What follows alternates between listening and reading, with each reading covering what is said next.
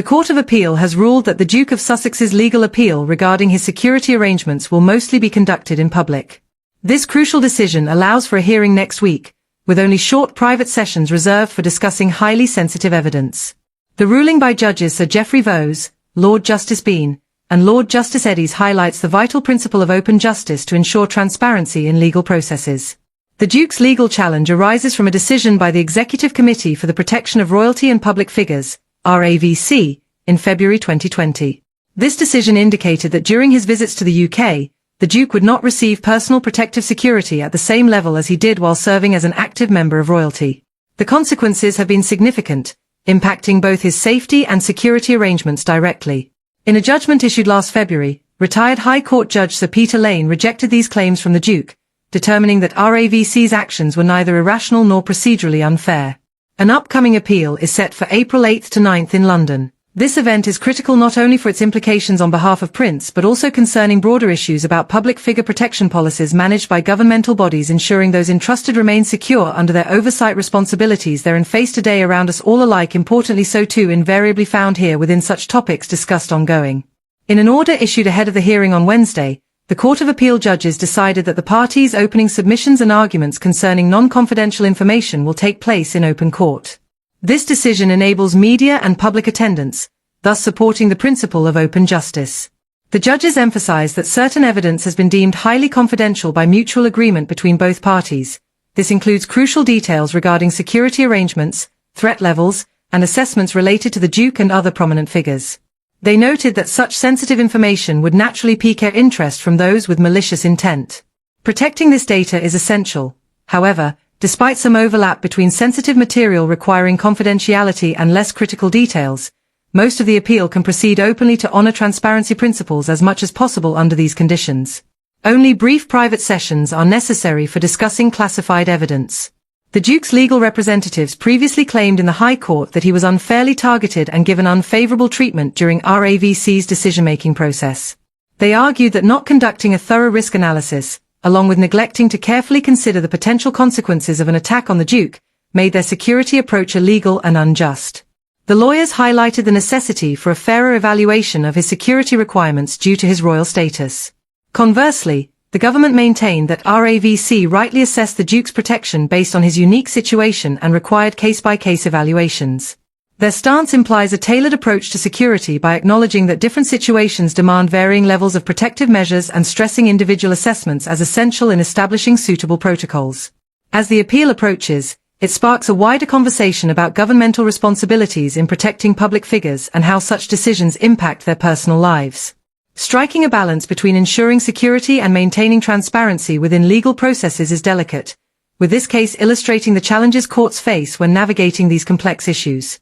The upcoming hearings are expected to attract significant public interest, not only due to the Duke's high-profile status but also because they address fundamental principles of justice, security, and individual rights for those in the limelight. As events unfold during these legal proceedings, both media coverage and public attention will be intense, underscoring ongoing debates around securing prominent individuals while ensuring transparent judicial processes. In summary, the ruling by the Court of Appeal on the Duke of Sussex's legal appeal concerning his security arrangements represents a crucial point in this ongoing legal dispute. Scheduled for April the 8th and 9th, the hearing will center around principles such as open justice and balancing public interest with safeguarding sensitive information. As this case develops, it is expected to prompt significant discussion about how security for public figures should be handled and what role governmental bodies play in ensuring their safety. The Ipsos poll highlights a significant transformation in how the British public perceives Prince Harry, Duke of Sussex. The findings clearly show that he is now seen predominantly as a celebrity rather than as a royal family member. Only 21% of those surveyed viewed him more as royalty compared to 40% who see him primarily as a celebrity. Others were split between viewing him both ways, not at all, or unsure about his role and status within the institution.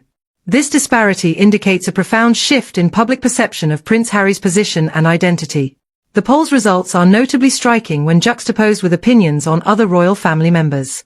Prince Harry has an unfavorable rating of 43%, nearly 3 times the 15% for Prince William, indicating a substantial split in public sentiment. Similarly, Meghan Markle receives an unfavorable view from 54% compared to Catherine, Princess of Wales mere 12%, accentuating the differing perceptions within royalty ranks. This disparity transcends personal preference. It mirrors a larger story about the Sussexes' exit from royal roles and their subsequent pursuits. In 2020, the Duke and Duchess of Sussex made a significant decision to step back from royal duties. They moved to California and gave up their His and Her Royal Highness titles along with military affiliations. This was a critical turning point that influenced how they are perceived publicly. Their rare visits to the UK since then, coupled with limited interactions with other members of the royal family, have widened this gap in public perception even further. Adding complexity to this narrative is their involvement in high-profile ventures such as a $100 million Netflix deal resulting in multiple productions and an ended Spotify partnership, each contributing layers of understanding about their roles and motivations today.